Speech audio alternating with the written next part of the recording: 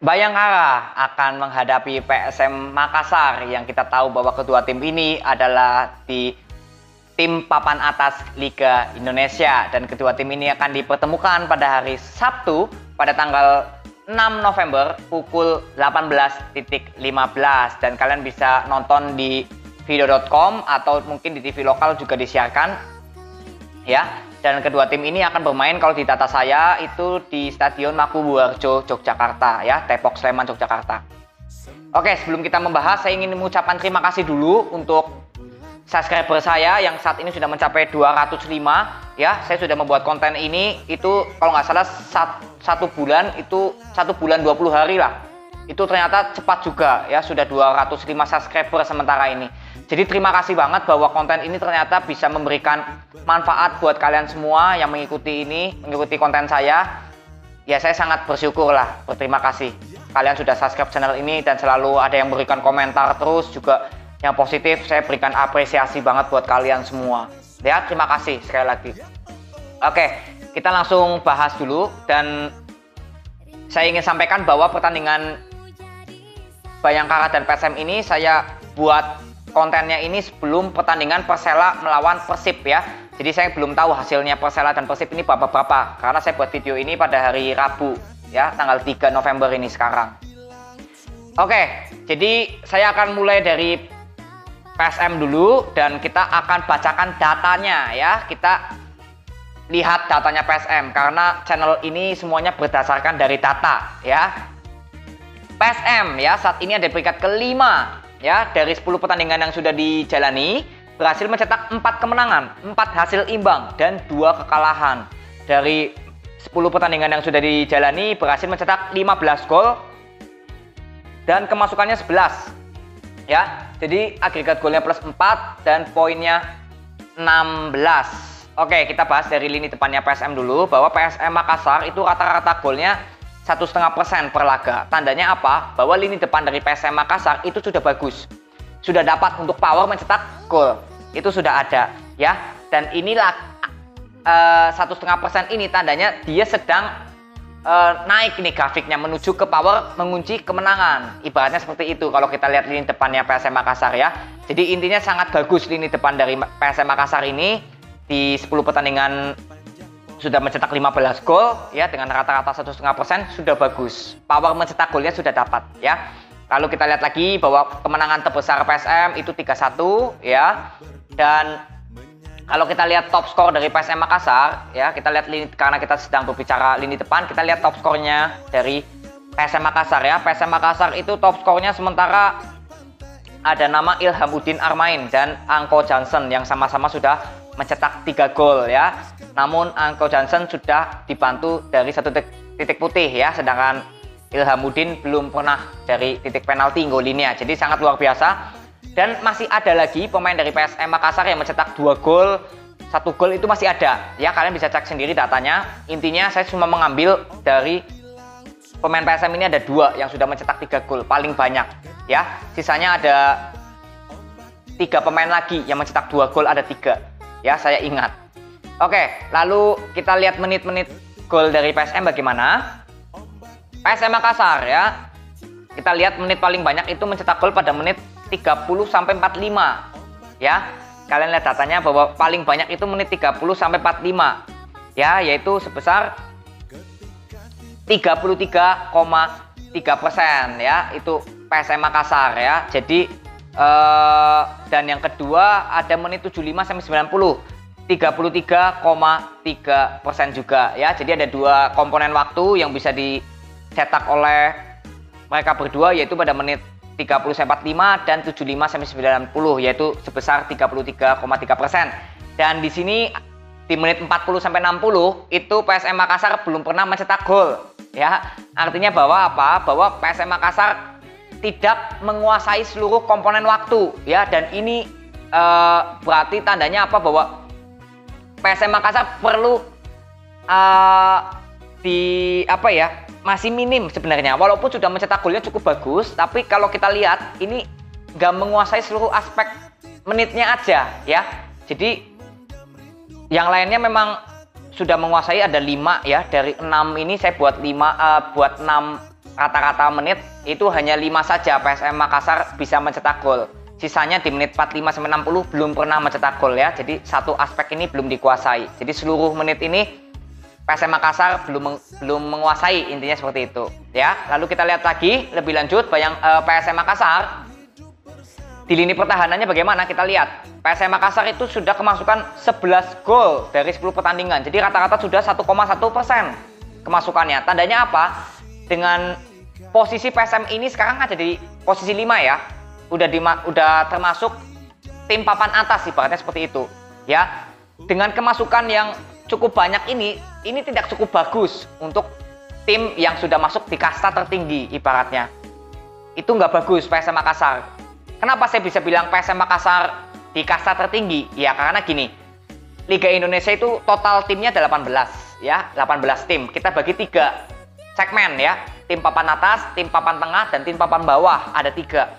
Jadi 18 bagi 3 itu kan 666. Nah PSM ini peringkat ke 5, jadi masih masuk ke segmen papan atas ya. Saya bahas itu dulu biar kalian paham, nanti saya bingung takutnya ya. Jadi kembali lagi dengan PSM Makassar yang statusnya berada di segmen tim papan atas, itu dengan kemasukan 11 gol cukup lumayan banyak ya, kurang bagus ini ya. Untuk bersaing lagi di papan atas ini modal dengan kemasukan segini cukup banyak, 1,1% ya. Jadi kurang cukup bagus ya pertahanan dari PSM Makassar ya di 10 pertandingan secara keseluruhan ya. Dan kekalahan terbesarnya yaitu 0-2 ya. Kekalahan terbesar PSM Makassar itu hanya 0-2 saja.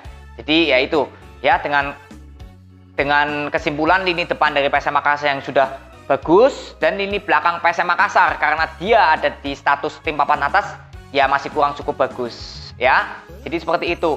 Lalu kita lebih dalam lagi PSM Makassar ini bagaimana di 3 pertandingan sebelum melakoni Bayangkara ini. Kita lihat PSM Makassar kemarin menang 3-0 atas Persita Tangerang, lalu imbang lawan Tira Persikabo dan kalah 1-2 dari Borneo ya. Jadi dari tiga pertandingan terakhir ini 1 kali menang, 1 kali imbang, dan 1 kali kalah ya. Dari 3 pertandingan terakhir PSM berhasil mencetak 4 gol saja dan kemasukannya 2 ya. Jadi kesimpulannya apa? Ya ini ya, dengan lini depannya PSM Makassar dari 3 pertandingan hanya mencetak 4 gol.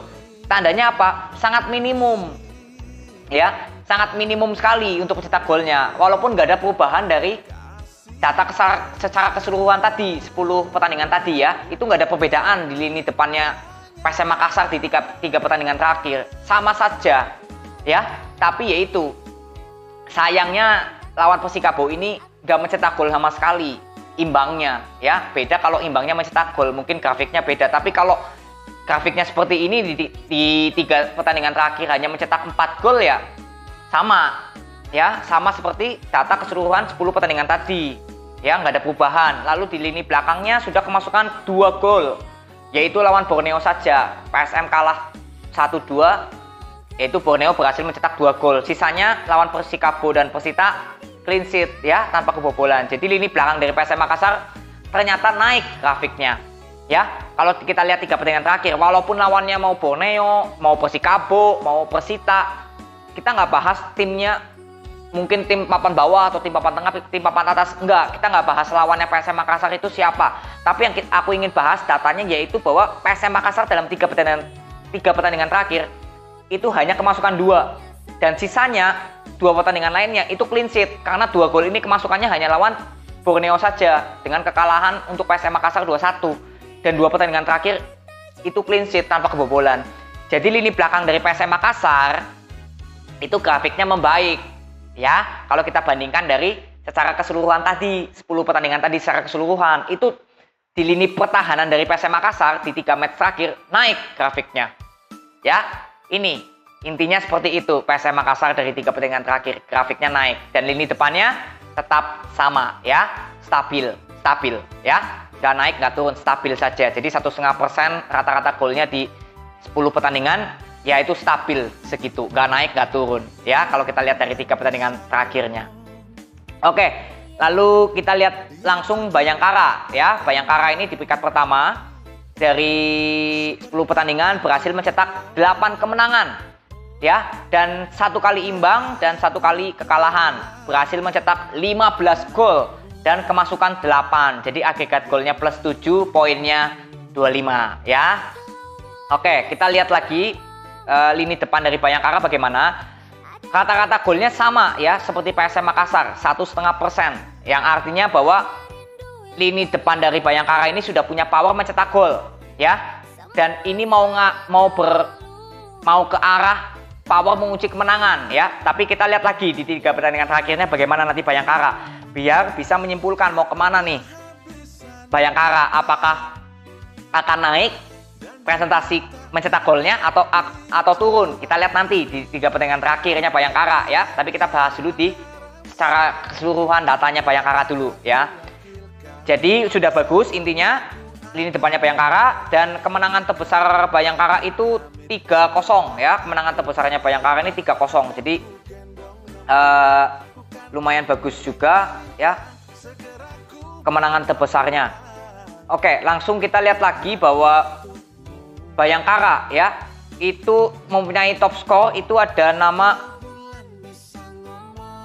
Dausel ya. Kalau saya lihat datanya ini top skor ya, Dausel ya. Dausel ini mencetak 7 gol ya, dan 2-nya dari titik penalti ya. Walaupun dari 2 titik penalti, tapi ini Dausel ini ada di peringkat jajaran top skor nih, 7 gol yang rata dengan pemain dari Persik dan Bali United ini ya. Jadi Bayangkara mempunyai sosok top skor ini ya. Jadi hati-hati untuk PSM Makassar ya, karena Bayangkara ada Dausel yang sudah mencetak 7 gol. Lalu ada lagi ya, sebenarnya ada banyak sih. Tadi saya lihat ada Bayangkara tuh ada lumayan banyak ya.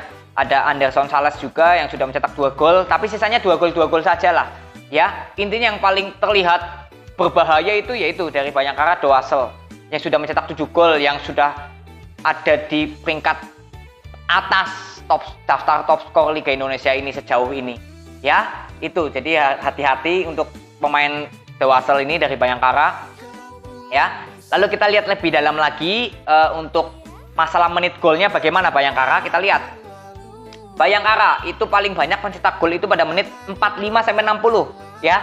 Jadi laga pembuka babak kedua ini Bayangkara hati-hati nih, karena sering justru banyaknya mencetak gol di menit 45-60, yaitu sebesar 33,3% ya. Dan sisanya ada menit 75-90 ya. Di menit krusial akhir pertandingan ini juga sering mencetak gol ya, itu 20,0% ya, 20,0%. Tandanya ada 2 presentasi ini, dan kita lihat ya di sini seluruh aspek menit gol Bayangkara bisa mencetak gol. Artinya sudah bagus ya, karena nggak tergantung pada menit berapa saja. Bedanya dengan PSM tadi nggak lengkap ya. Kalau Bayangkara itu seluruh aspek menit gol Bayangkara bisa mencetak gol ya. Itu perbedaannya. Kita sambil menyimpulkan dikit-dikit dengan PSM Makassar datanya ya. Jadi Bayangkara di setiap menit bisa mencetak gol.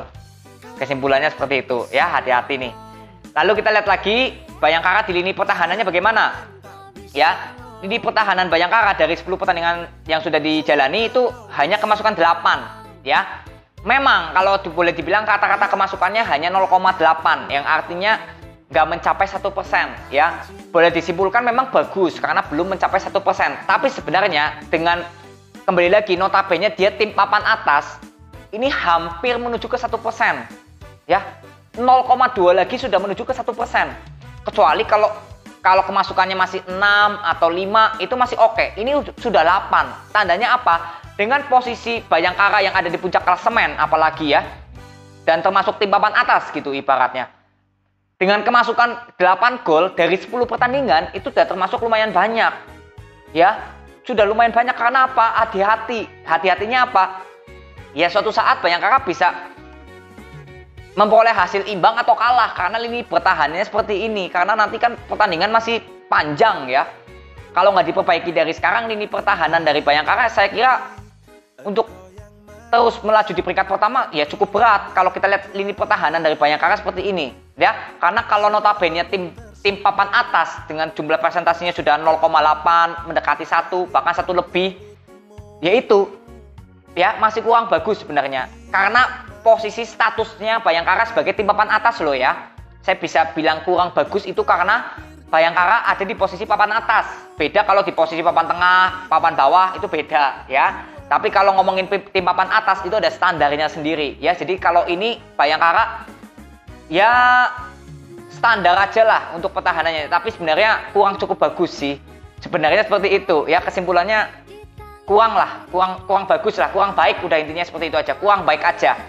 Sudah bagus tapi kurang baiknya aja gitulah. Jadi kalau bisa clean sheet lagi pertandingan-pertandingan selanjutnya ya saya kira akan naik grafik di pertahanannya lebih bagus ya. Tapi kalau sementara ini sejauh ini masih kurang bagus lini pertahanan Bayangkara yang karena dia ada di posisi tim papan atas statusnya ya. Dan kita lihat kekalahan terbesarnya juga 0-2 ya, kekalahan terbesar yang pernah di rekor kekalahannya lah ya di 10 pertandingan ini itu 0-2 saja Bayangkara, itu dari Persib kalau nggak salah. Bayangkara itu kalah sekali itu dari Persib ya. Dan kita lihat langsung lebih dalam lagi Bayangkara ini di 3 pertandingan terakhir ini bagaimana, biar kita bisa menyimpulkan lebih dalam lagi nih Bayangkara apakah lini depan dan lini belakangnya sudah membaik. Kita lihat Bayangkara ya di 3 pertandingan terakhir itu menang lawan Persikabo 1-0, lalu menang atas Borneo 2-1 dan menang 2-1 lagi atas Bali United ya. Jadi 3 pertandingan terakhir belum pernah imbang dan kalah alias win streak ya, nggak pernah kalah dan nggak pernah imbang. Lalu dari 3 pertandingan terakhir itu Bayangkara berhasil mencetak berapa gol ini? Kita lihat 5 ya, dan kebobolannya hanya 2. Oke, jadi nah ini kalau kita lihat dari 3 pertandingan terakhir ya, Bayangkara kemasukannya 2 ya, kita bahas kemasukannya dulu. Kemasukannya 2, artinya apa? Nggak ada perbedaan seperti data secara keseluruhan tadi. Gak ada bedanya, dan kalian bisa lihat ya dengan kemenangan-kemenangan yang sangat tipis seperti Bayangkara menang 2-1 atas Bali United, itu menangnya tipis-tipis semua. Lawan Borneo juga tipis 2-1 kebobolan ya. Lawan Persikabo aja kemarin clean sheet itu juga menangnya tipis 1-0 ya. Jadi tandanya lini belakang dari Bayangkara belum ada perubahan yang terlalu signifikan dari bandingkan dari 10 pertandingan secara keseluruhan ya. Jadi lini belakang dari Bayangkara masih sama, nggak ada perubahan ya. Lalu dari lini depannya ya juga tetap sama karena dari 3 pertandingan terakhir mencetak 5 gol. Tandanya apa? Ya kalau walaupun memang satu lagi 2 ya, tapi kalau boleh dibilang nggak terlalu signifikan banget lah naiknya ya, nggak terlalu signifikan banget naiknya, tapi tetap ada kenaikan, tetap ada, tapi nggak terlalu signifikan atau nggak terlalu berpengaruh banget sesuai dari data 10 pertandingan secara keseluruhan ya. Jadi intinya Bayangkara tetap untuk lini depannya sudah bagus dan lini belakangnya masih sama ya, nggak ada perubahan yang signifikan banget.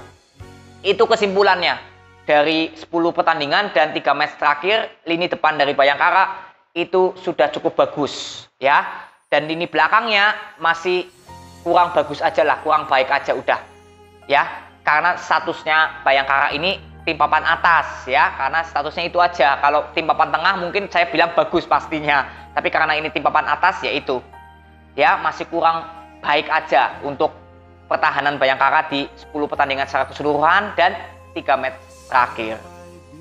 Oke, setelah itu kita mulai membahas kedua tim ini bagaimana, sambil kita memprediksi skornya nanti. Bayangkara dan PSM ya. Bayangkara dan PSM di lini depannya, kita bahas lini depannya dulu. Itu sama ya, seimbang. Karena apa? Ya ini 1,5% rata-rata mencetak golnya secara 10 pertandingan keseluruhan itu sama ya. Dan 3 match terakhirnya pun juga sama ya. Kalau PSM mencetak 4 gol di 3 match terakhir ya, dan Bayangkara mencetak 5 gol ya. 5 gol. Yaitu sama lini depan kedua tim ini dari 10 pertandingan terakhir dan 3 pertandingan terakhir itu sama datanya. Bahwa lini depan kedua tim ini seimbang, sama-sama bagusnya. Ya. Lalu kita lihat lini belakang kedua tim ini bagaimana. Nah, kalau Bayangkara itu 0,8% ya dari 10 pertandingan. Sedangkan PSM itu 1,1% ya. Artinya apa? Walaupun memang PSM sudah mencapai 1% ya dan Bayangkara belum, tapi dengan notabene kedua tim ini adalah sama-sama tim papan atas, lini belakangnya ini sebenarnya nggak cukup bagus. Ya, kedua tim ini sama, jadi seimbang lagi kesimpulannya. Ya, lini belakang kedua tim ini sama-sama kurang bagus aja karena statusnya dia tim papan atas. Ya, jadi kurang bagus kedua tim ini sama. Dan 3 match terakhirnya pun juga sama ya. PSM kemasukan 2 di 3 match terakhir dan Bayangkara juga kemasukan 2 match terakhir lini belakangnya. Jadi seimbang lagi kedua tim ini ya. Dari lini belakangnya, dari 10 pertandingan secara keseluruhan dan 3 match terakhir, kedua tim ini seimbang lagi ya. Jadi 2 kesimpulan itu sudah saya bacakan, itu seimbang ya dari lini depan dan lini belakang. Lalu karena ini seimbang, kita kan coba cari yang lainnya gitu ya. Apa sih yang memberatkan, lebih berat siapa gitu, Bayangkara atau Bali United? Nah ini ya dari data klasemen ya, kita ambil dari data klasemen mau nggak mau. Karena apa? Ya perbedaannya itu 9 poin ya. Bayangkara dengan PSM itu perbedaannya 9 poin. Bayangkara 25, PSM 16. Jadi perbedaannya 9 poin ya, cukup jauh ya.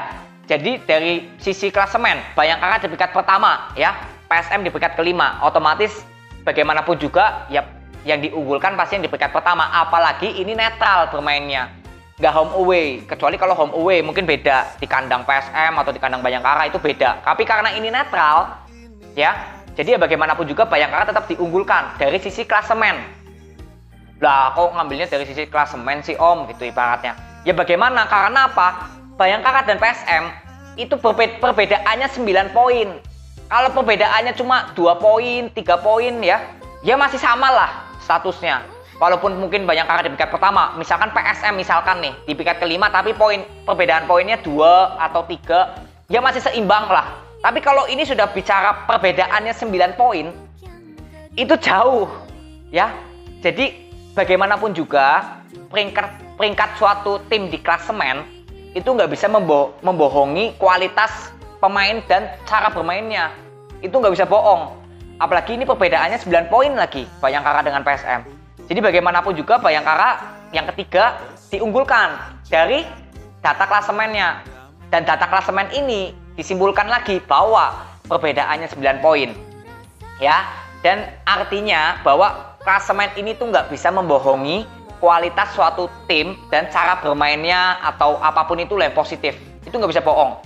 Intinya peringkat yang di atasnya dari tim yang di bawahnya itu pasti lebih bagus yang di atasnya. Ya pastilah.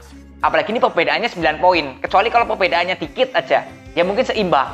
Ya, tapi karena ini perbedaannya cukup jauh 9 poin, jadi bagaimanapun juga Bayangkara yang ketiga itu diunggulkan dari segi data klasemennya. Ya. Lalu yang keempat ini masalah mental juga ya.